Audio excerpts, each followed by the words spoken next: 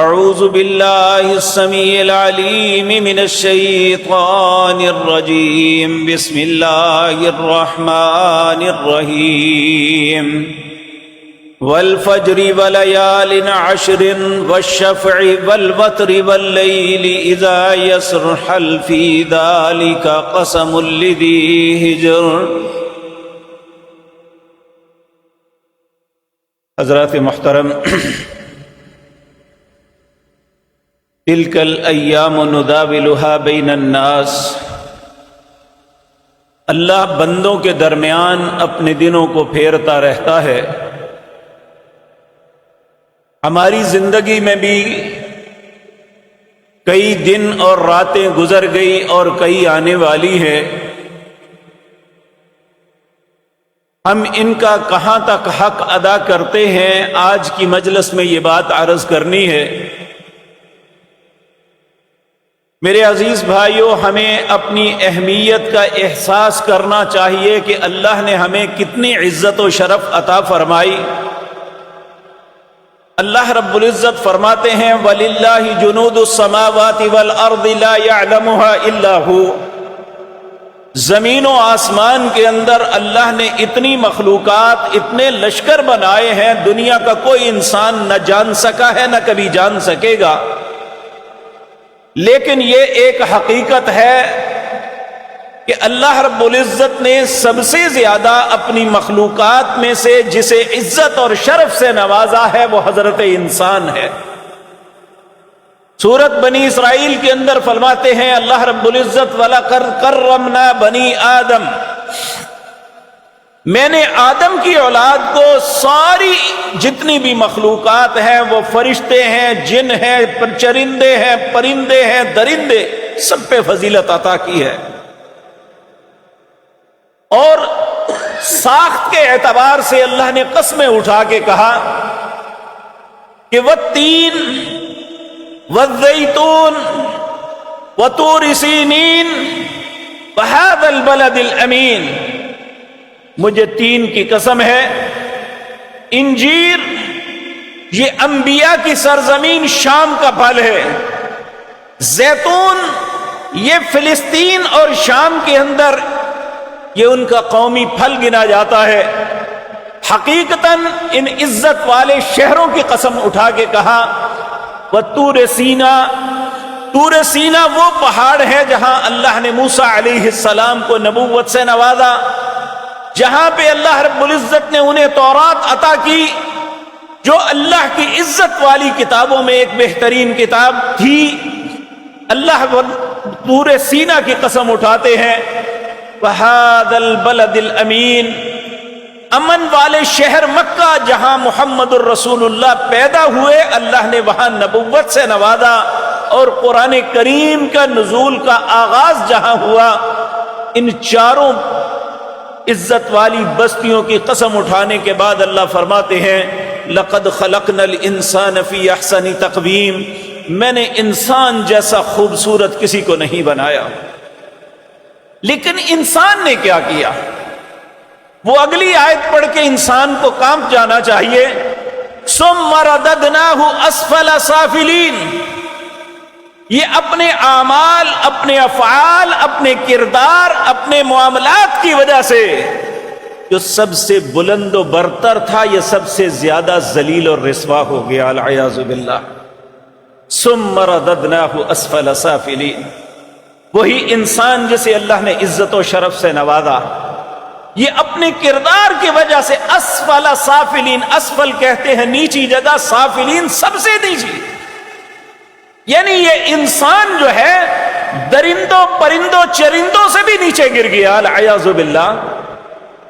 لیکن پھر بھی اللہ رب العزت اس کو پھر عزت دینے کے لیے مختلف رستے، مختلف بہانے، مختلف معاملات اس کے لیے اس کے سامنے پیش کرتے ہیں کہ شاید کوئی انسان جو ہے اس ذلت سے بچ جائے اور عزت کے رستے کو اختیار کر لے۔ میرے عزیز بھائیوں، اللہ مالک نے ہم میں سے کوئی بھی انسان ایسا نہیں جس سے خطا نہ ہوتی ہو۔ ہر انسان خطا کار ہے، پیارے نبی جناب محمد الرسول اللہ نے یہ فرما کے مہر ثبت کر دی، کل بنی آدم خطاؤن، آدم کی ساری اولاد خطا کار ہے، اس سے غلطیاں ہو جاتی ہیں، لیکن اللہ نے اس کی غلطیوں کو دھونے کے اسباب پیدا کیے ہوئے ہیں۔ اگر یہ ان اسباب کو اپنا لے، مثال کے طور پہ روزانہ کی بنیاد پہ اللہ نے 5 نمازیں فرض کی ہیں۔ اگر ایک انسان نماز پڑھتا ہے اور اس کے بعد وہ کبیرہ گناہوں سے بچتا ہے، چھوٹی غلطیاں ہو بھی جائیں، تو جب وہ آئندہ نماز پڑھتا ہے تو پچھلی ساری غلطیاں اللہ اس نماز کی وجہ سے ریموو کر دیتے ہیں۔ قرآن کریم اللہ رب العزت 13ویں پارے کے اندر واضح طور پہ فرماتے ہیں، اقم الصلاۃ طرفی النہار وزلفا من اللیل ان الحسنات یذہبن السیئات۔ جو دن کے اطراف میں نمازیں پڑھتا ہے، فجر پڑھی، ظہر پڑھی، تو فجر اور ظہر کے درمیان خطائیں معاف۔ اگر ظہر کے بعد عصر پڑھی تو ظہر سے لے کر عصر تک جو غلطیاں ہوئی اللہ وہ دھو دیتا ہے، وہ انہیں ریموو کر دیتا ہے۔ عصر کے بعد مغرب عشاء، اس طرح جو دن کے اطراف میں نمازیں پڑھتے ہیں، اللہ فرماتے ہیں ان الحسنات یذہبن السیئات، اس کا یہ جو بہترین عمل ہے نمازوں کو ادا کرنا، اللہ کے سامنے قیام کرنا، پاکیزہ ہو کے کھڑے ہونا، رکوع اور سجدے کرنا، التحیات میں بیٹھ کے اپنے لیے معافی کی درخواستیں کرنا، ان الحسنات یذہبن السیئات، اس بہترین عمل کی وجہ سے اللہ اس کے گناہوں کو صاف کر دیتے ہیں۔ اللہ ہمارا نصیب بھی ایسا کر دے۔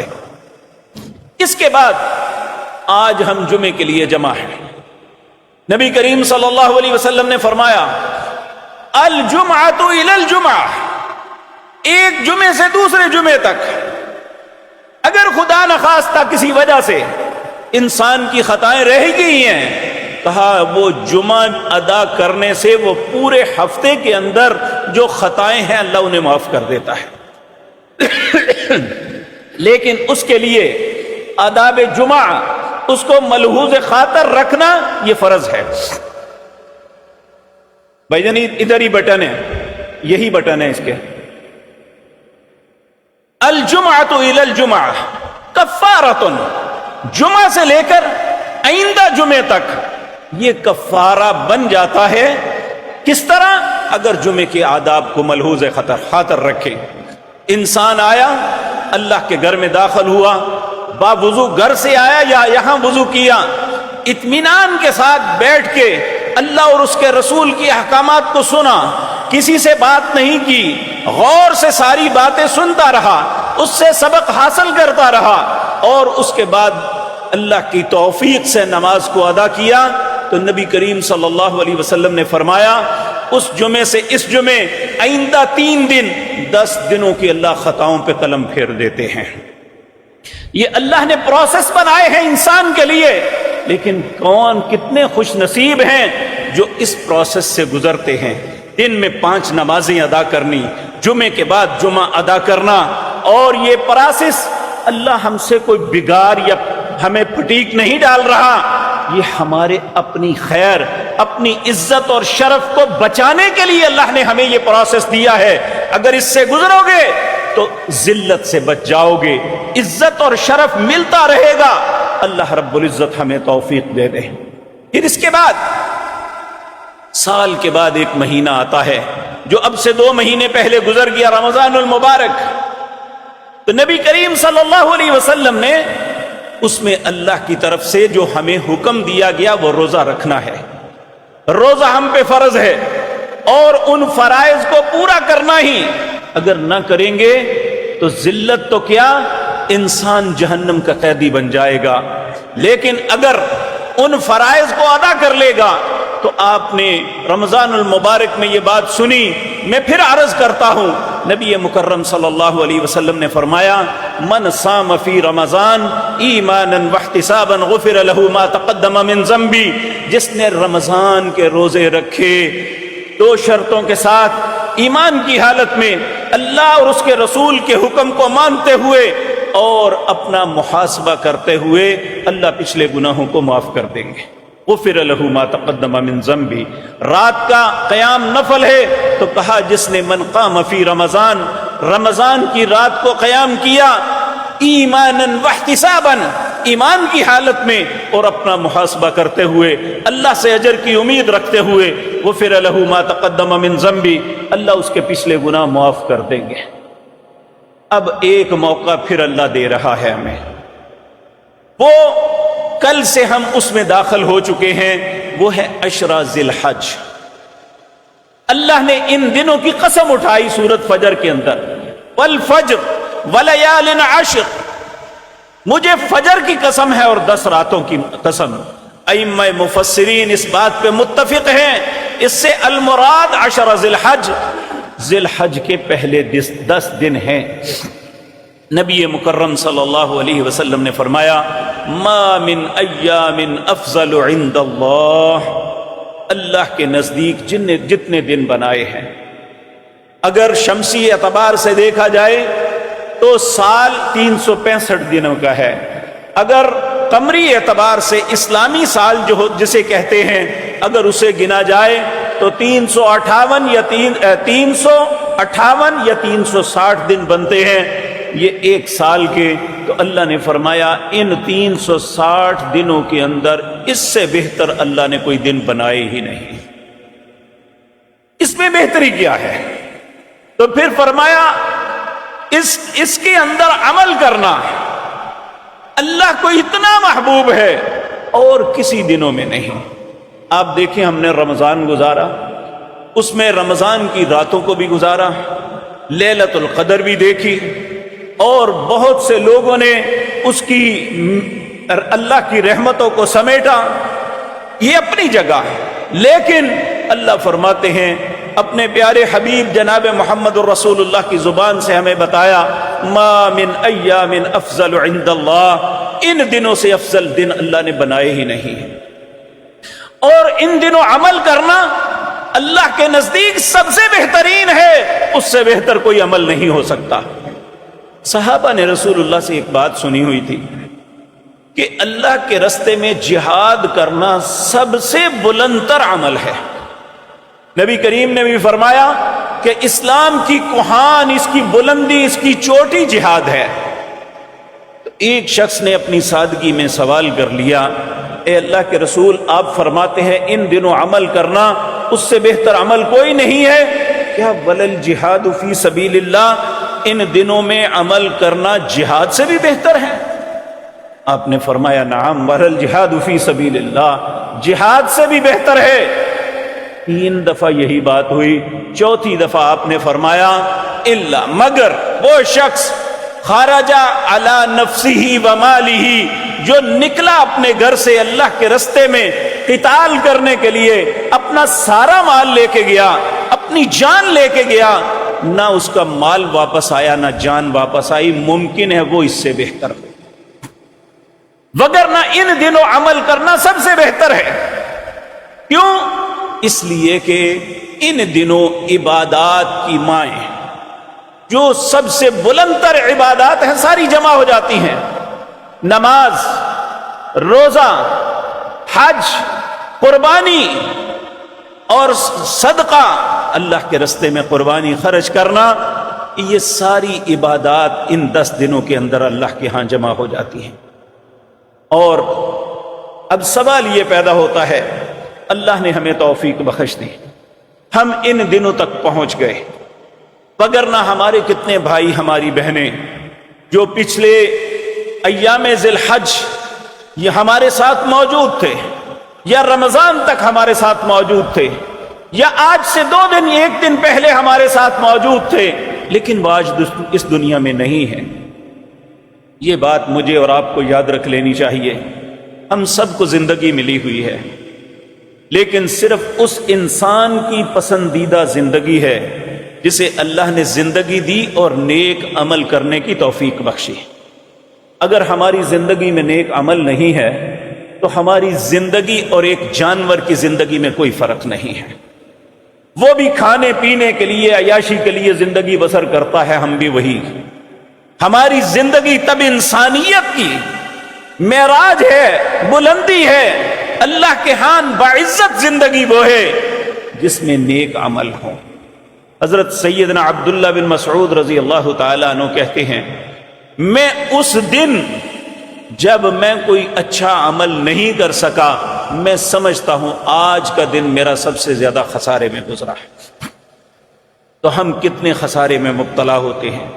اللہ اس سارے خسارے کے، اس سارے نقصان کی بھرپائی کے لیے کبھی رمضان دیتا ہے، کبھی جمعہ پڑھاتا ہے، کبھی نمازیں ادا کرواتا ہے، کبھی ذی الحجہ کے دن آئے، اور ان دنوں اللہ رب العزت ہم سے کچھ تقاضے کرتے ہیں۔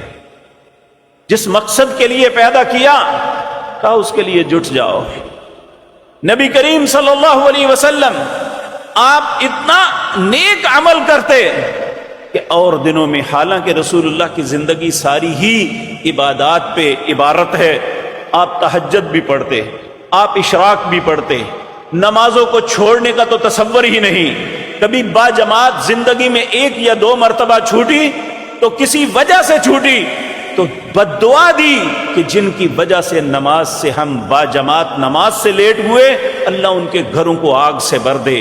آپ اتنے اس بات میں پابند تھے، اس کے باوجود اتنی پابندی، اتنی نیکی، اتنی پاکیزگی اور طہارت کی زندگی کے باوجود رمضان آتا تو آپ کی کیفیت بدل جاتی، جب یہ دن آتے آپ کی کیفیت بدل جاتی، بلکہ آپ حیران ہوں گے۔ امہات المومنین کہتی ہیں جب اذان ہوتی نا، آپ ہمارے ساتھ بڑی شفقت سے بات کر رہے ہوتے، ہمارے معاملات پوچھ رہے ہوتے، ہمارے معاملات کی اصلاح کے لیے مشورے دے رہے ہوتے، ادھر اذان کی آواز آتی اور یہ آتا حی علی الصلاۃ، حی علی الفلاح، تو نبی کریم کی کیفیت یہ ہوتی جیسے وہ ہمیں جانتے ہی نہیں ہیں۔ آپ کی ساری توجہ اللہ کے گھر کی طرف ہو جاتی کہ اب اللہ سے ملاقات کا وقت آ گیا۔ تو وہ نبی کریم صلی اللہ علیہ وسلم، اللہ ہزاروں کروڑوں درود و سلام بھیجے جو ہمارے لیے اسوہ ہے، آپ ان دنوں کثرت کے ساتھ نیک اعمال کرتے ہیں۔ اب ہمیں کیا کرنا چاہیے؟ پیارے نبی جناب محمد الرسول اللہ صلی اللہ علیہ وسلم نے فرمایا فَأَكْسِرُوا فِيهِنَّ مِنَ التَّكْبِيرِ وَالتَّحْلِيلِ وَالتَّحْمِيدِ وَالتَّسْبِيحِ، 4 کام کثرت کے ساتھ کرو۔ کیا؟ من التکبیر، اللہ کی بڑائی، اس کی بلندی بیان کرو، اللہ اکبر، اللہ اکبر، اللہ اکبر، والتحلیل، لا الہ الا اللہ، اللہ اکبر، اللہ اکبر، اللہ اکبر، لا الہ الا اللہ، واللہ اکبر، اللہ اکبر وللہ الحمد، والتحمید، اس کی حمد بیان کرو، والتسبیح، اس کی تسبیح بیان کرو۔ پیارے نبی جناب محمد الرسول اللہ صلی اللہ علیہ وسلم نے ارشاد فرمایا کہ جن جن چیزوں پہ سورج کی کرنیں روشنی پڑتی ہے، اللہ نے ان 4 کلموں سے بہتر کوئی کلمہ نہیں بنایا۔ سبحان اللہ، الحمدللہ، لا الہ الا اللہ، اللہ اکبر۔ میرے پیارے بھائیوں، انہی کلمات کے متعلق ایک بڑی خوبصورت بات آتی ہے۔ پیارے نبی جناب محمد الرسول اللہ صلی اللہ علیہ وسلم جب بیت اللہ کے اوپر جو فرشتوں کے لیے اللہ نے گھر بنایا ہے، جسے بیت المعمور کہتے ہیں، سیدنا ابراہیم ابو الانبیاء اس بیت المعمور کے ساتھ ٹیک لگا کے بیٹھے ہوئے تھے۔ پیارے نبی ان کی ملاقات کے لیے حاضر ہوئے، آپ نے جا کے سلام کہا، اور سلام کرنے کے بعد نبی مکرم کی رسالت اور نبوت کا انہوں نے اقرار کیا۔ جب آپ ملاقات کر کے اپنے بابا سے ملاقات کر کے واپس پلٹے تو آپ نے کہا بیٹے میری ایک بات سن جاؤ۔ نبی مکرم متوجہ ہوئے، سیدنا ابراہیم خلیل اللہ علیہ السلام نے، اے امت محمد الرسول اللہ نے آپ کو یہ شرف دیا، بیت المعمور کے پاس بیٹھے ہوئے جناب سیدنا ابراہیم نے ابو الانبیاء جو ہیں، انہوں نے امام الانبیاء سے یہ بات کہی کہ اپنی امت کو میرا سلام کہنا ہے۔ بیت المعمور پہ بیٹھ کے آپ کو سلام بھیجا ابو الانبیاء نے، جو رسول اللہ کے والد محترم تھے سیدنا ابراہیم نے، اور پھر ایک نصیحت کی، کہا اپنی امت کو کہنا جنت ایک چٹیل میدان ہے، وہاں شجرکاری کرنا، پودے لگانا۔ پوچھا بابا جان پودا کیسے لگتا ہے؟ کہا کرنا سبحان اللہ، الحمدللہ، لا الہ الا اللہ، اللہ اکبر، جنت میں پودے لگتے چلے جائیں گے۔ ایک دن نبی مکرم صلی اللہ علیہ وسلم آپ مدینہ کی گلیوں میں جا رہے تھے، ایک باغ کے قریب آپ نے ایک صحابی کو دیکھا کہ وہ پودے لگا رہا تھا، اپنے باغ میں شجرکاری کر رہے تھے، تو آپ نے انہیں فرمایا کیا تمہیں اس سے بہتر شجرکاری نہ بتاؤں؟ انہوں نے کہا ہاں یا رسول اللہ مجھے بتائیے۔ آپ نے فرمایا یہ پڑھو سبحان اللہ، یہ دنیا میں پودے لگا رہے ہو، جب یہ کہو گے تو جنت میں پودا لگے گا۔ سبحان اللہ، الحمدللہ، لا الہ الا اللہ، اللہ اکبر۔ زور نہیں لگتا میرے پیارے بھائیوں، لیکن یہ دن وہ ہے جہاں رسول اللہ نے مجھے اور آپ کو نصیحت کی فَأَكْثِرُوا فِيهِنَّ مِنَ التَّكْبِيرِ وَالتَّحْلِيلِ وَالتَّحْمِيدِ وَالتَّسْبِيحِ۔ اگر ہمیں اپنے نبی سے محبت ہے تو پھر ہماری زبان سے لغویات نہیں نکلنی چاہیے، کسی کے خلاف باتیں نہیں نکلنی چاہیے، کسی کی غیبت، کسی پہ بہتان ترازی، کسی کے ساتھ بدتمیزی، زبان سے یاوہ گوئی، گانے بجانے، یہ نہیں نکلنے چاہیے، بلکہ ہماری زبان ہر وقت تر ہو سبحان اللہ، الحمدللہ، لا الہ الا اللہ، اللہ اکبر۔ ایک اور بڑی خوبصورت رسول اللہ نے بات فرمائی، کہا جب ایک انسان اخلاص کے ساتھ ان کلمات کو کہتا ہے تو اس وقت اللہ کے عرش کے گرد جو فرشتے ہیں وہ گنگنانا شروع کر دیتے ہیں، اور اس طرح آواز آتی ہے جس طرح شہد کی مکھیاں یہ گنگناتی ہیں، اور ان میں ایک وہ فرشتہ ہوتا ہے جو اس کی آواز پہ کہتا ہے کہ اللہ تیرا فلاں بندہ یہ کہہ رہا ہے سبحان اللہ، الحمدللہ، ولا الہ الا اللہ، واللہ اکبر۔ کہا تم زمین پہ کہتے ہو، اللہ کا ایک فرشتہ تمہاری بات کو عرش معلیٰ کے ارد گرد دہرا رہا ہوتا ہے کہ اللہ تیرا بندہ زمین پہ یہ کہہ رہا ہے، میں اس کی بات کو دہرا رہا ہوں۔ تو میرے عزیز بھائیو، اس لیے نبی کریم صلی اللہ علیہ وسلم کے حکم کی تعمیل میں ان دنوں کثرت کے ساتھ سبحان اللہ، الحمدللہ، لا الہ الا اللہ، اللہ اکبر یہ کہنا چاہیے۔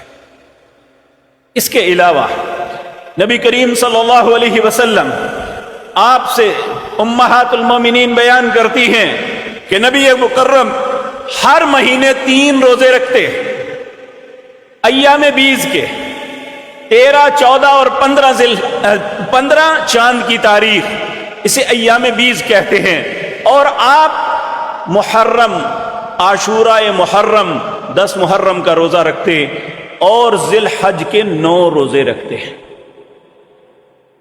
یعنی اول سے لے کر پہلے کل دن گزر گیا، آج دوسرا دن ہے، اور آئندہ جمعے تک 9 ذی الحج آ چکی ہوگی، اور نبی کریم روزہ رکھتے۔ فضائل اعمال کی کتابوں میں یہ بات لکھی ہے، رسول اللہ نے فرمایا ان دنوں ویسے عام نفلی روزہ رکھیں، نبی مکرم نے فرمایا ایک روزہ رکھنے کی وجہ سے اگر وہ اللہ کی رضا کے لیے ایک نفلی روزہ رکھا ہے، اللہ اس کے اور جہنم کے درمیان 70 سال کی مسافت جتنی ایک سوار اپنے سواری کو بھگاتا ہوا 70 سال میں جتنی دور پہنچتا ہے، اللہ جہنم سے اتنا دور اس انسان کو کر دیتے ہیں۔ اور یہ ایسا روزہ ہے، نبی کریم صلی اللہ علیہ وسلم نے فرمایا کہ میں اللہ سے امید رکھتا ہوں اللہ ایک روزے کی وجہ سے 1 سال کے گناہوں کا کفارہ دے دیں گے۔ تو میرے بھائیو یہ مشکل کوئی نہیں ہے، اس میں کوئی شک نہیں ہے کہ آج 3:20 پہ روزے کا آغاز ہوا، 7:03 یا 4 پہ افطار ہوگا۔ یہ ٹھیک ہے گرمی ہے، لیکن روزے کے اندر آپ اگر دن میں 10 مرتبہ پانی پیتے ہیں، روزے کے اندر اللہ صبر عطا کر دیتے ہیں۔ نہ کھانے نہ پینے کی کوئی تھوڑی سی مشقت ہے، سال بھر کے گناہ معاف ہو جائیں گے، اللہ راضی ہو جائیں گے، اس سے بہتر بات کوئی نہیں ہو سکتی۔ لیکن اللہ کی توفیق سے یہ سب کچھ ہوتا ہے۔ اللہ کا ذکر ہو، عبادات کچھ بھی ہوں، نبی کریم اللہ سے دعا مانگا کرتے تھے اس کے لیے، رب اجعلنی لک ذکارا لک شکارا لک مطواعا، اے اللہ مجھے ایسا بنا دے میں تیرا ذکر کرنے والا بن جاؤں، تیرا شکر کرنے والا بن جاؤں، اے اللہ میں تیرا فرما بردار بن جاؤں۔ اللہ ہمیں بھی ایسا بنا دے۔ ہم ہر نماز کے بعد اللہ سے یہ التجا کرتے ہیں، رب اعنی علی ذکرک و شکرک و حسن عبادتک، اے اللہ مجھے توفیق دے کہ میں تیرا ذکر کر سکوں، اے اللہ مجھے توفیق دے میں تیرا شکر کر سکوں، اے اللہ مجھے توفیق دے میں اچھے طریقے سے تیری عبادت کر سکوں۔ یہ اللہ کی توفیق کے بغیر نہیں ہوتا، اس لیے ہمیں نیکی کے لیے اللہ سے توفیق مانگنی چاہیے۔ تو میرے عزیز بھائیوں، دوسرا کام روزہ رکھنا، اور یہ نفلی روزہ ہے، اگر آپ رکھیں گے تو انشاءاللہ اجر ملے گا، اگر نہیں رکھیں گے تو گناہ کوئی نہیں ہے۔ لیکن اگر ہم تھوڑی سی سٹرگل، تھوڑی سی محنت کر لیں گے تو انشاءاللہ اللہ بہت سی عزتوں سے نوازیں گے، کیونکہ اللہ رب العزت نے عزتیں کن کے لیے رکھی ہیں؟ کہا فاستبقوا الخیرات الی اللہ مرجعکم جمیعا فینبئکم بما کنتم تعملون، لوگوں نیکی اور بھلائی کے کام میں سبقت کرو، جلدی کرو، کیونکہ ایک دن تم اللہ کے سامنے جمع ہونا ہے، پھر اللہ تمہیں بتائے گا تم کیا کرتے رہے۔ اگر ہم نے اچھا کیا ہوگا تو جیسے جیسے اللہ رب العزت بتائیں گے، اس نے میرے لیے روزہ رکھا، اس نے میرے لیے قیام کیا، اس نے میرے لیے رکوع اور سجدہ کیا، اس نے میرے لیے قربانی کی، اس نے میرا ذکر کیا، میری تعریف و توصیف کرتا رہا، تو انسان کتنا دوسرے لوگوں میں عزت اور شرف کا سبب بنے گا۔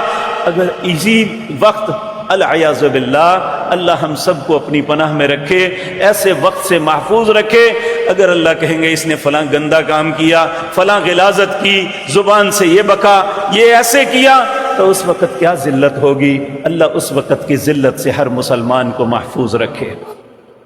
تو میرے عزیز بھائیوں، جو یہاں اسپیشلی بات ہے، اگر ہم سارے نہیں رکھ سکتے تو کم از کم 9 کا روزہ ضرور رکھنا۔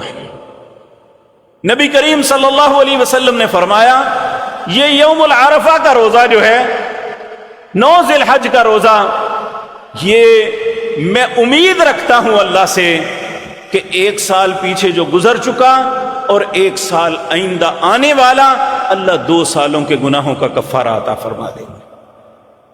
یہ آئندہ جمعے کے دن ہوگا۔ ویسے اکیلا جمعے کا دن روزہ رکھنا منع ہے، لیکن چونکہ ہم نے یہ جمعے کی وجہ سے روزہ نہیں رکھنا، ہم نے یہ روزہ رکھنا ہے 9 ذی الحج کی وجہ سے، اس لیے اس روزے کو اکیلا بھی رکھ سکتے ہیں۔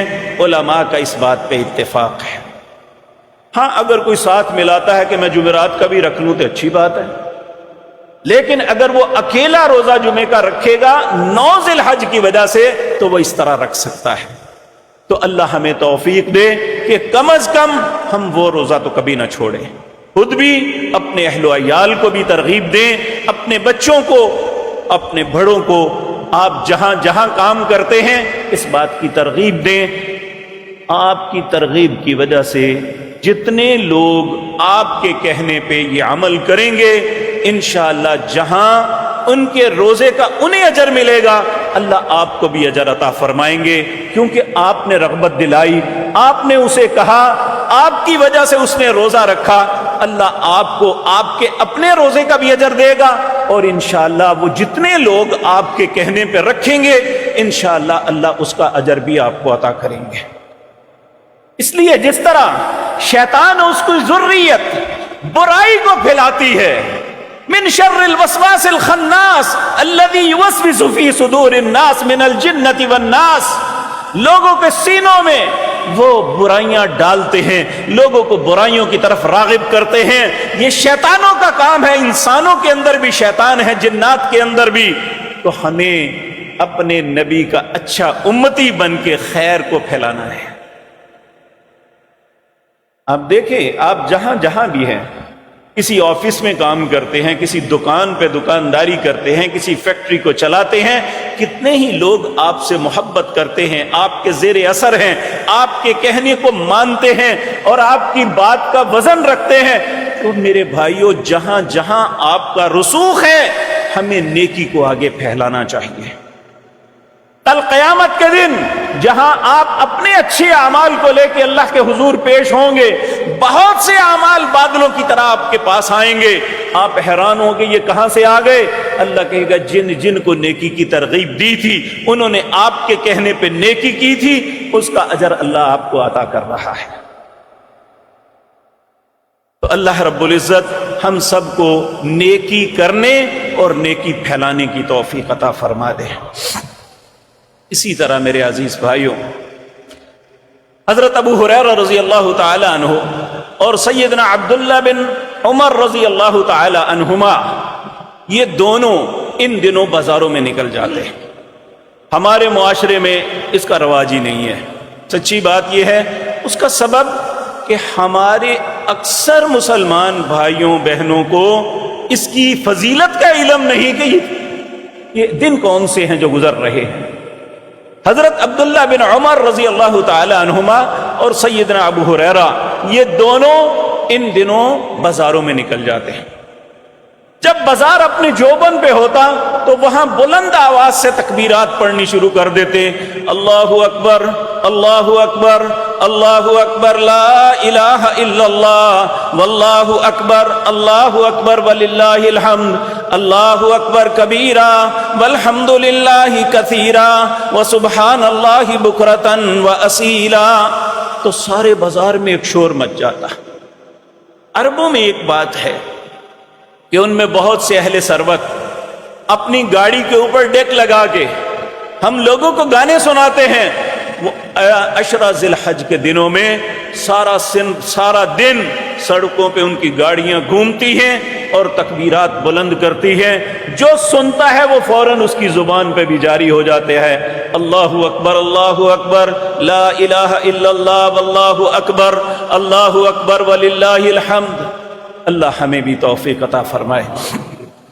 مجھے بڑا اچھا لگتا ہے، بعض اوقات ہمارے بھی یہاں بعض لوگ، ہمارے لاہور کے ایک بھائی ہے خبیب، وہ مختلف شہروں میں اپنی گاڑیاں گھماتے ہیں اور تکبیرات جو ہے وہ بلند ہوتی ہیں، لیکن وہاں شرم کی بات یہ ہے کہ بعض اوقات ان پہ پابندی لگانے کی کوشش کی جاتی ہے کہ یہ لاؤڈ سپیکر منع ہے۔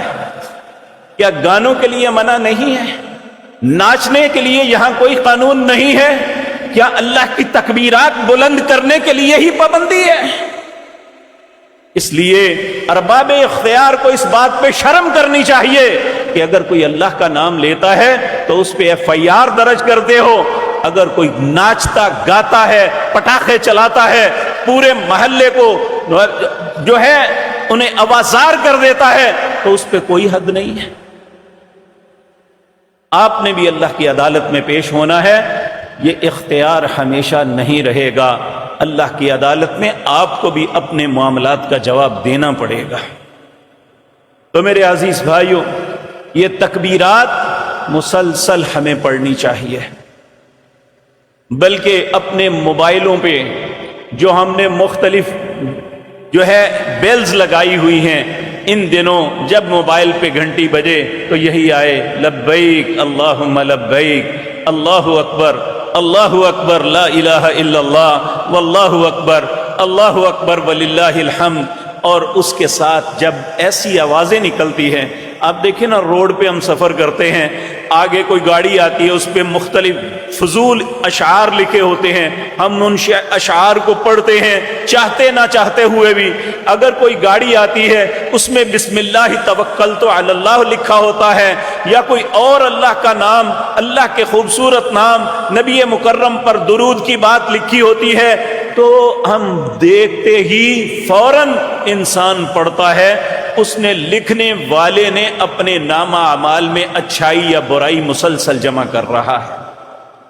اس لیے ہمیں اچھائی کی دعوت سامنے لوگوں کو دینی چاہیے، اور خصوصاً ان دنوں ہمیں دیکھ کے کوئی انسان اگر تکبیرات پڑھنا شروع کر دے، ہمیں دیکھ کے سبحان اللہ الحمدللہ لا الہ الا اللہ واللہ اکبر کہے، تو ایک تو معاشرے میں ایک ماحول بنے گا، لوگوں میں نیکی پھیلے گی، اور جن کی وجہ سے نیکی پھیلے گی اللہ ان پہ راضی ہو جائے گا، اللہ ہم پہ بھی راضی ہو جائے۔ میرے عزیز بھائیوں، 9 ذی الحج کا روزہ رکھنا یہ، اور تکبیرات کہنا، اور اسی طرح صدقہ خیرات کرنا، رسول اللہ صلی اللہ علیہ وسلم ان دنوں کثرت کے ساتھ کرتے تھے۔ نبی کریم صلی اللہ علیہ وسلم سے سیدنا انس بن مالک رضی اللہ تعالی عنہ بیان کرتے ہیں، آپ نے فرمایا افعلوا الخیر دہرکم، لوگوں زندگی بھر اچھے کام کرو، کیونکہ یہ تمہارے لیے کیا اس کے بدلے میں اللہ کی دے گیا۔ وَتَعَرَّضُوا لِنَفَحَاتِ رَحْمَتِ اللَّهِ، اس لیے کہ اللہ اپنی رحمت کے عطیات ان کو ادا کرتا ہے جو نیکی کرتے ہیں۔ اگر ہم اللہ کی رحمت کے مستحق بننے چاہتے ہیں تو پھر یقین جانیے ہمارے لیے یہ بہت اچھا موقع ہے کہ اللہ رب العزت اپنی رحمت سے کس کو ڈھانپتا ہے۔ پیارے نبی جناب محمد الرسول اللہ صلی اللہ علیہ وسلم نے فرمایا فَإِنَّ لِلَّهِ نَفَحَاتٍ مِّن رَحْمَتِهِ يُصِيبُ بِهَا مَن يَشَاءُ مِنْ عِبَادِهِ، لوگوں اللہ جس کو چاہتا ہے اپنی رحمت سے ڈھانپ لیتا ہے، جس کو چاہتا ہے، کس کو چاہتا ہے؟ جو اس کا بنے، جو اس کی مرضی کے مطابق کام کرے، تو اللہ اس کو، تو اس لیے تم اللہ سے سوال کرو ان یستر عوراتکم ان یؤمن روعاتکم، اے اللہ ہمارے عیبوں پہ، ہمارے نقائص پہ ہمیشہ پردہ ڈالنا، اور ہماری گھبراہٹوں اور بے چینیوں میں اے اللہ تو ہمیں امن نصیب فرمانا۔ اور میرے عزیز بھائیوں، اللہ کا وعدہ ہے من عمل صالحا من ذکر او انثى فلنحیینہ حیاتا طیبہ، جو بھی مرد ہے یا عورت نیک عمل کرے گا، یہ اللہ کا وعدہ ہے اس کے ساتھ، فلنحیینہ حیاتا طیبہ، اللہ اسے بہترین زندگی عطا کرے گا۔ بہترین زندگی یہ نہیں ہوتی کہ اس کے پاس بہت مال ہو، اس کے بہت سی بلڈنگز ہو، اس کی بہت سی جگیریں ہوں۔ بہترین زندگی یہ ہوتی ہے کہ اللہ صحت، عافیت اور اطمینان والی زندگی عطا کرتے ہیں۔ یقین جانیے ہمارے شہر کے ایک بہت بڑے صنعت کار، اللہ انہیں ان کی مغفرت فرمائے، ہے تو نیک آدمی تھے، فوت ہو گئے، اور یقین جانیے گجرانوالہ کی سب سے بڑی فیکٹریوں میں ان کی ایک ہے۔ ایک دن ایک جنازہ پڑھا کہ میں واپس ہوا تو انہوں نے مجھے، چونکہ میں ان سے چھوٹا تھا، ہمارے محلے دار تھے پرانے، مجھے ایسے گلے لگا کے تو رو پڑے، کہنے لگے اسد دعا کر اللہ سکون دے دے۔ میں پریشان ہو گیا کہ اللہ نے دنیا کی ہر نعمت دی ہے، آخر سبب کیا ہے؟ یہ سکون بہت بڑی نعمت ہے، یہ مال و دولت سے نہیں، نیک اعمال کی وجہ سے ملتی ہے۔ اللہ رب العزت کا وعدہ ہے من عمل صالحا من ذکر او انثى فلنحیینہ حیاتا طیبہ۔ اور یہ جو ایک اللہ مختلف وقتوں میں ہمیں پروسیس دیتے ہیں نا، آپ دیکھیں نا فوج جو ہے نا، وہ اپنے لوگوں کو الرٹ اور پیشہ ورانہ مہارت میں قائم رکھنے کے لیے سال میں مختلف کورسز ہوتے ہیں، ایکسرسائز ہوتی ہیں، تاکہ یہ اپنا اصل کام نہ بھول جائیں۔ تو اللہ رب العزت کبھی رمضان کی صورت میں، کبھی نماز کی صورت میں، کبھی جمعے کی صورت میں، کبھی حج یا عمرے کی صورت میں، اور کبھی اللہ رب العزت عشرہ ذی الحج کی صورت میں ہمیں مختلف مواقع مہیا کرتے ہیں تاکہ ہم ایکسرسائز کو اچھا کر لیں، اپنی عبادات کو بہتر کر لیں، اپنے آپ کو اللہ کے قرب میں کر لیں، کیونکہ اللہ کا قرب ملتا ہی انہیں ہے۔ والسابقون السابقون اولئک المقربون، جو نیکی میں سبقت کرنے والے ہیں، نیکی میں ایک دوسرے سے آگے بڑھنے والے ہیں۔ ایک بڑا خوبصورت واقعہ رسول اللہ صلی اللہ علیہ وسلم کی زندگی میں ملتا ہے۔ جو لوگ غریب تھے وہ سب نبی کریم کی خدمت میں حاضر ہوئے، کہنے لگے یا رسول اللہ اپنا ایک مسئلہ لے کے حاضر ہوئے ہیں۔ آپ نے فرمایا کیا بات ہے؟ کہا یہ ہمارے امراء بھائی جو ہیں یہ بھی نماز پڑھتے ہیں، ہم بھی نماز پڑھتے ہیں، یہ بھی روزہ رکھتے ہیں، ہم بھی روزہ رکھتے ہیں، لیکن ان کے پاس مال ہے، یہ خرچ کرتے ہیں، ہم خرچ نہیں کر سکتے، اس لیے ہم پیچھے رہ گئے، ہمیں کوئی ایسا بتائیں کہ ہم پیچھے نہ رہیں۔ نبی کریم صلی اللہ علیہ وسلم نے انہیں ایک طریقہ بتایا۔ آپ نے فرمایا کیا چاہتے ہو کہ ان کے خرچ کرنے سے زیادہ اللہ تمہیں فضیلت عطا فرما دے؟ انہوں نے کہا جی اسی لیے تو حاضر ہوئے ہیں۔ تو آپ نے فرمایا اس طرح کرو کہ ہر نماز کے بعد 33 مرتبہ سبحان اللہ، 33 مرتبہ الحمدللہ، 34 مرتبہ اللہ اکبر یہ پڑھا کرو، اللہ ان کے مال خرچ کرنے سے زیادہ تمہیں اجر دے دے گا۔ اب انہوں نے ایسا کرنا شروع کر دیا، تو جو امراء تھے وہ بھی نیکی میں پیچھے نہیں تھے، وہ سوچنے لگے یہ پتہ نہیں انگلیوں پہ کیا گنتے ہیں، انہوں نے بھی ٹو لگانی شروع کر دی۔ بالآخر پتہ چل گیا کہ انہوں نے رسول اللہ کی خدمت میں حاضر ہو کے یہ بات کی تھی، نبی کریم صلی اللہ علیہ وسلم نے انہیں اس کا یہ حل بتایا، انہوں نے بھی یہ پڑھنا شروع کر دیا۔ جب انہوں نے پڑھا تو یہ پھر آپ نبی کریم کی خدمت میں چلے گئے، یا رسول اللہ وہ نمازیں پڑھتے ہیں ہم بھی نمازیں پڑھتے ہیں، وہ روزہ رکھتے ہیں ہم بھی روزہ رکھتے ہیں، وہ خرچ کرتے تھے ہم نہیں خرچ کر سکتے تھے، آپ نے ہمیں ایک طریقہ بتایا ہم وہ کرنے لگے، اب انہوں نے بھی ایسا کرنا شروع کر دیا۔ پھر نبی کریم ہنس پڑے، آپ نے فرمایا ذالک فضل اللہ یؤتی من یشاء، یہ اللہ کا فضل ہے پھر جس کو عطا کرتے ہیں۔ اگر اللہ نے انہیں رزق کی فراوانی بھی دی ہے اور اس کے ساتھ نیکی کی توفیق بھی دی ہے تو ذالک فضل اللہ یؤتی من یشاء، یہ اللہ کا فضل ہے جس کو عطا کر دے۔ اس لیے آپ میں اکثر صاحب ثروت ہیں، اللہ نے آپ کو زندگی کی سہولتیں دی ہیں۔ ایک عرب شاعر نے بڑا خوبصورت کلمہ کہا، کہتا ہے ما احسن الدین والدنیا اذا اجتمعا واقبح الكفر والافلاس في الرجل، اس شخص سے زیادہ خوش نصیب کوئی نہیں جسے اللہ نے دنیا کی نعمتوں سے نوازا، اس کے ساتھ ساتھ دین کی نعمت بھی اسے عطا کی۔ وہ اچھا کاروباری بھی ہے، اچھا تاجر بھی ہے، اچھا صنعت کار بھی ہے، بہت بڑے منصب پہ فائز بھی ہے، نماز بھی ادا کرتا ہے، روزہ بھی رکھتا ہے، اللہ کی حرام کردہ چیزوں سے بچتا ہے، اللہ کی حلال کردہ چیزوں کو اپناتا ہے، حج اور عمرہ بھی کرتا ہے۔ یہ ساری چیزیں ما احسن الدین والدنیا اذا اجتمعن، اس سے خوش نصیب کوئی نہیں جسے اللہ نے دنیا کی نعمتوں سے بھی نوازا اور دین کی نعمت بھی عطا کی۔ لیکن اس کے برعکس وَأَقْبَحَ الْكُفْرُ وَالْأَفْلَاسُ فِي الرَّجُلِ، اس سے بد نصیب کوئی نہیں جو فقر کی زندگی بسر کرتا ہے، مزدوریوں میں ہاتھ پاؤں توڑواتا ہے، لیکن دین کے معاملے میں بالکل کورا ہے۔ اس سے زیادہ بد نصیب کوئی نہیں ہے۔ اللہ ایسی بد نصیبی سے ہم سب کو محفوظ رکھے۔ میرے عزیز بھائیوں، اسی طرح ان دنوں حج ہے، عمرہ ہے۔ نبی کریم صلی اللہ علیہ وسلم نے فرمایا العمرۃ الی العمرہ، ایک عمرے سے دوسرے عمرے تک یہ کفارہ ہے، جو اس کے درمیان جتنا بھی وقت ہے اللہ گناہوں کو معاف کر دے گا۔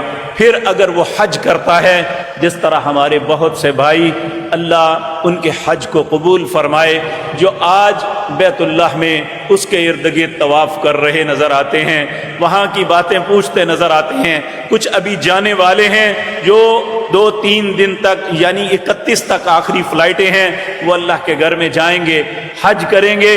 نبی کریم صلی اللہ علیہ وسلم نے فرمایا الحج المبرور لیس لہ جزاء الا الجنہ، حج مبرور اس کی جزا جنت کے علاوہ کچھ نہیں ہے۔ اللہ ہمارا جو بھائی پہلے جا چکا اس نے کیا، اللہ ان کے بھی قبول فرمائے، جو اب ہمارے بھائی وہاں تشریف لے جا چکے ہیں یا لے جا رہے ہیں، اے اللہ ان کی حسنات کو بھی قبول فرمانا۔ اس کے بعد 10 ذی الحج ہے۔ یہ یوم النحر ہے، قربانی کا دن۔ قربانی کیا ہے، اس کی فضیلت کیا ہے، انشاءاللہ یہ اللہ نے زندگی اور توفیق دی تو آئندہ جمعہ عرض کروں گا۔ لیکن چونکہ لوگ قربانیاں خرید رہے ہیں اس لیے خریداری کے متعلق کچھ باتیں ملحوظ خاطر رکھنا چاہیے۔ نبی کریم صلی اللہ علیہ وسلم نے ارشاد فرمایا لا تذبحوا الا المسنہ، لوگوں قربانی ذبح نہ کرنا سوائے دو دانتوں کے۔ یہ جو جاتے ہی ہمیں وہ بکرے، چھترے، دمبے، گائے بیچنے والے فتوا دیتے ہیں نا جی پکا کھیرا ہے جی، یہ اتنے مہینے کا ہے، اس مفتی کے پیچھے نہیں جانا، یا جن مفتیوں نے کھالیں اکٹھی کر کے 6 مہینے کا فتوا دینا ہے ان کے پاس بھی نہیں جانا۔ ہمارے لیے مفتی اعظم جناب محمد الرسول اللہ کی ذات ہے صلی اللہ علیہ وسلم۔ یہ قربانی ہم نے اللہ کے لیے کرنی ہے۔ قربانی سے پہلے رسول اللہ یہ کہتے ان صلاتی و نسکی و محیای و مماتی للہ رب العالمین، میری نماز، میری قربانی، میرا مرنا اور جینا اللہ کے لیے ہے۔ اگر یہ ہماری قربانی اللہ کے لیے ہے تو پھر اللہ کی مرضی کے مطابق ہی اس قربانی کو دینا چاہیے۔ تو نبی کریم صلی اللہ علیہ وسلم نے فرمایا لا تذبحوا الا المسنہ، قربانی کون سے جانور کی کرنی ہے؟ مسنہ، جو دو دانتا ہو۔ جو بھیڑ کا بچہ ہے یہ 1 سال کے بعد 2 دانت نکالتا ہے، جو بکرا ہے، بکری ہے، یہ 1.25 سال کے بعد نکالتا ہے، گائے نر اور مادہ یہ 2.5 سال کے بعد نکالتے ہیں، اونٹ کا نر مادہ یہ 5 سال کے بعد نکالتا ہے۔ تو عمر کا نہیں کہا لا تذبحوا الا المسنہ۔ جب دانت بڑا، دودھ کا دانت ختم کر کے بڑا دانت نکال لیا، ایک بھی نکل آیا تو وہ 2 دانتا ہے۔ اس کے بعد کب تک کرنا ہے کہ جب تک اس کے جوانی، اس کا گوشت اس کی ہڈیوں میں مکس ہے آپ کر سکتے ہیں۔ جب وہ اتنا بوڑھا اور لاغر ہو جائے کہ اس کی ہڈیوں کے مکس بھی ختم ہو گئی، وہ بالکل لاغر ہو گیا، پھر نہیں کرنا۔ اسی طرح نبی کریم صلی اللہ علیہ وسلم نے کچھ عیوب بتائے، اگر وہ عیب ہوں گے تو وہ جانور ذبح نہیں کر سکتے۔ سینگ ٹوٹ جائے اس کی قربانی جائز نہیں ہے، کان کاٹے ہوں اس کی قربانی جائز نہیں ہے، لنگڑا ہو جائے اس کی قربانی جائز نہیں ہے۔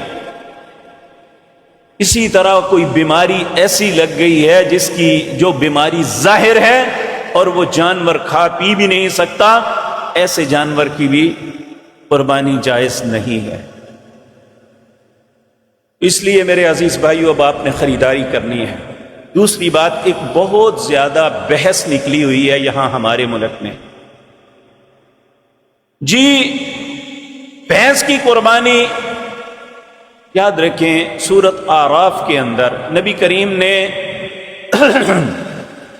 قربانی کرنے کا حکم دیا ہے بہیمۃ الانعام۔ ویسے بے شمار جانور حلال ہیں، ہرن بھی حلال ہے، نیل گائے بھی حلال ہے، بھینس بھی حلال ہے، اور اسی طرح وہ یاک جو ہوتا ہے وہ برفانی علاقے کا، یہ سب حلال ہیں جانور جو کھر والے ہیں، جو پنجے سے شکار نہیں کرتے گدھے کے علاوہ۔ لیکن قربانی کے لیے رسول اللہ نے لفظ بولا بہیمۃ الانعام، اللہ نے قرآن میں بھی قربانی کے متعلق یہی لفظ بولا۔ پھر بہیمۃ الانعام کی تشریح بھی قرآن سورۃ اعراف کے اندر ہے۔ وَمِنَ الْإِبِلِ اثْنَيْنِ وَمِنَ الْبَقَرِ اثْنَيْنِ، اونٹ اس کا نر اور مادہ ہے، بکر گائے اور اس کا نر اور مادہ ہے، غنم بکری اس کا نر اور مادہ، بھیڑ اس کا نر اور مادہ، بھیڑ اور دمبا دونوں ایک ہی ہے۔ یہ 8 جانور ہیں نر اور مادہ جنہیں بہیمۃ الانعام کہا جاتا ہے۔ دوسرے جانوروں کی حرمت کا فتویٰ نہیں ہے، لیکن اگر یہ جانور مل رہے ہوں تو اس کے علاوہ کسی اور جانور کی قربانی کرنا درست نہیں ہے۔ قربانی گوشت کے لیے نہیں کی جاتی کہ گوشت کس میں سے زیادہ نکلے گا۔ قربانی تو آپ نے اللہ کی رضا، لن ینال اللہ لحومها ولا دماؤها ولکن ینالہ التقوی۔ لوگوں، اللہ کو تمہاری قربانیوں کا نہ گوشت پہنچتا ہے نہ خون، اللہ تو تمہارے دلوں کا تقوی دیکھتا ہے۔ تو اس لیے جو لوگ قربانیاں خریدیں گے انشاءاللہ کوشش کریں خوبصورت جانور ہو، کوئی ضروری نہیں کہ بہت بڑا ہو، آپ کے دل کو اچھا لگے وہ اللہ کی بارگاہ میں پیش کریں۔ کیوں؟ اس لیے کہ قیامت کے دن ان کل نفس لما علیہا وارد، ہم سب کو پیش ہونا پڑے گا جہنم کے کنارے پہ۔ اس کے اوپر پل ہے جسے پل صراط کہتے ہیں، ہر نیک و بد کو اس کے اوپر سے گزرنا پڑے گا۔